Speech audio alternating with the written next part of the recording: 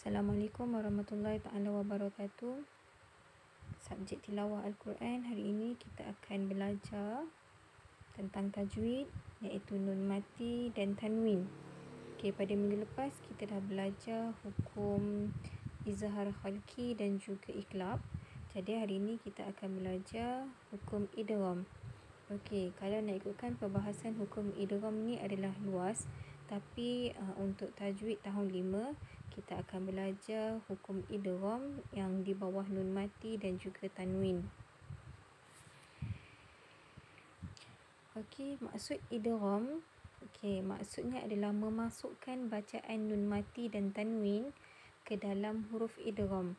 Idgham tu dari segi bahasa maksudnya memasukkan. Okey, dalam konteks untuk hukum idgham yang kita belajar hari ini, di bawah nun mati dan tanwin adalah memasukkan bacaan nun mati dan tanwin ke dalam huruf idgham. Okey, maksudnya kat sini dalam ayat tersebut kita akan jumpa nun mati dan tanwin, nun mati atau tanwin. Selepas kita jumpa nun mati dan tanwin tersebut, kita akan jumpa huruf idgham. Okey, kalau tengok kepada peta di bawah, peta tersebut, idgham ni kita bahagikan kepada dua, iaitu idgham ma'al gunnah dan juga idgham bila gunnah. Okey, idgham ma'al gunnah, maksud ma'al gunnah kat sini adalah dengan dengung. Okey, ma'al kat situ maksud dia dengan ataupun bersama. Okey, gunnah dengung. Okey, kemudian bila gunnah. Okey, gunnah samalah yang macam tadi, maksudnya adalah dengung. Bila kat sini maksudnya tanpa. Okey, hari ni Ustazah guna bahasa Melayu saja ya, tak apa ya. Okey, mudah faham. Okey, kemudian murid kena ingatlah idgham ada dua. Idgham yang di bawah hukum nun mati dan tanwin ada dua, idgham ma'al gunnah dan juga idgham bila gunnah. Okey, idgham ma'al gunnah ada 4 huruf idgham ma'al gunnah, iaitu ya, waw, mim, nun. Okey, contoh Ustazah dah bagi. Okey, untuk contoh ma'al gunnah ni Ustazah bagi contoh nun mati lah. Okey, biasa dalam penulisan Rasam Usmani nun mati di bawah hukum idgham ma'al gunnah dia tak ada tanda.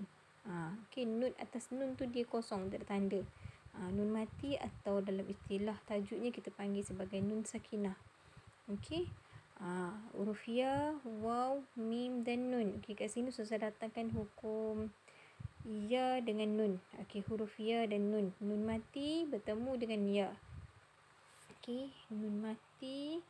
Okey, nun mati yang ini bertemu dengan ya. Okey, yang contoh kedua pun sama, nun mati bertemu dengan ya. Yang bawah sekali ni nun mati bertemu dengan nun. Okey, bila berlaku keadaan nun mati bertemu dengan ya, nun mati bertemu dengan waw, nun mati bertemu dengan mim dan nun mati bertemu dengan nun, bacaan dia mestilah didengungkan. Okey, untuk yang contoh yang pertama, wa may yaf'al. Contoh yang kedua, may yakul. Okey, contoh yang ketiga, wa man nu'ammiruhu. Okey, dengan kadar dia mesti, kalau kita nak dengar nun bertemu dengan ya, nun bertemu dengan nun, nun bertemu dengan mim dan nun bertemu dengan nun, dia mesti dengung tu dengan kadar 2 harakat. Okey, bila ada kadar 2 harakat tu baru kita akan dapat buat dengung dia. Okey, sama juga, dia bukan wajib nun mati saja. Okey, dia boleh jadi tanwin bertemu dengan ya. Okey, tanwin bertemu dengan nun. Dia sama ada, ataulah tu nun mati bertemu dengan, ataupun tanwin bertemu dengan huruf idgham ma'al gunnah. Okey, kalau Ustazah tanya huruf idgham ma'al gunnah ada berapa, so jangan lupa huruf idgham ma'al gunnah ada 4.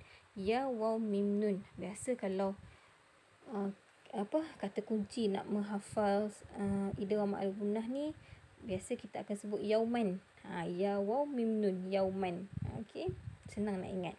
Okey, itu untuk idgham ma'al gunnah. Kalau kita jumpa huruf-huruf tanwin, kalau kita jumpa hukum nun mati atau tanwin bertemu dengan salah satu huruf ya, waw, mim, nun ni, kita akan baca dengan dengung. Okey, kemudian kita pergi kepada kotak yang sebelah ni, iaitu bila gunnah. Okey, bila gunnah ni tadi dah terang, maksud dia tanpa dengung. Okey, contoh yang diberi tanwin, semua tanwin. Okey, Okey, dia boleh jadi juga nun mati bertemu dengan lam atau nun mati bertemu dengan ra. Okey, sebab huruf idgham bila gunnah ni ada dua, lam dan ra. Senang saja nak ingat bila gunnah, lam dan ra. Bila tanwin atau nun mati bertemu dengan salah satu huruf ni, lam dan ra ni, jadi bacaan dia tanpa dengung. Okey, contoh nun mati bertemu dengan ra, ar-ra'a. Okey, Ustazah tak tulis kat sini. Okey, ar-ra'a, nun mati bertemu dengan ra. Kita terus sebut ar-ra'a, maksudnya kita masukkan tapi tak perlu dengung.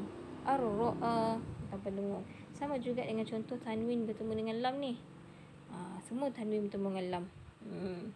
Rizqan lakum, mata'an lakum, malal lubada. Okey. Itu sajalah untuk penerangan hukum idgham. Okey, secara ringkasnya idgham ni maksud dia memasukkan. Okey, idgham terbahagi kepada dua, ma'al gunnah dengan bila gunnah. Okey, kalau kita gabung idgham ma'al gunnah, memasukkan dengan dengung. Jadinya masukkan huruf nun mati atau tanwin dengan huruf sama ada ya wa mim nun beserta dengan dengung. Okey, kemudian idgham bila gunnah. Okey, kalau kita translate ataupun ni dalam bahasa Melayu, idgham bila gunnah memasukkan tanpa dengung. Nun mati dan tanwin bertemu dengan huruf lam dan ra, kita masukkan dia tanpa dengung. Macam tu je. Rizqan lakum, mata'an lakum, malal lubada. Kalau nun mati bertemu dengan ra, ar-ra'a. Macam tu. Kalau kita faham maksud bahasa Arab dia, okey, contoh idgham maksud dia memasukkan, ma'al gunnah maksudnya dengan dengung, bila gunnah tanpa dengung, lagi kita mudah faham. Okey, setakat ni untuk penerangan hukum idgham itu sahaja. Minggu depan kita akan masuk kepada hukum nun mati dan tanwin yang terakhir, iaitu ifa hakiki. Ifa hakiki. Okey, izhar kita dah minggu lepas. Ifa hakiki. Okey, ifa hakiki ni satu tajuk dia sajalah sebab huruf-huruf dia pun banyak. Okey. Itu saja untuk kali ni. Okey, sekian. Terima kasih kerana sudi mendengar.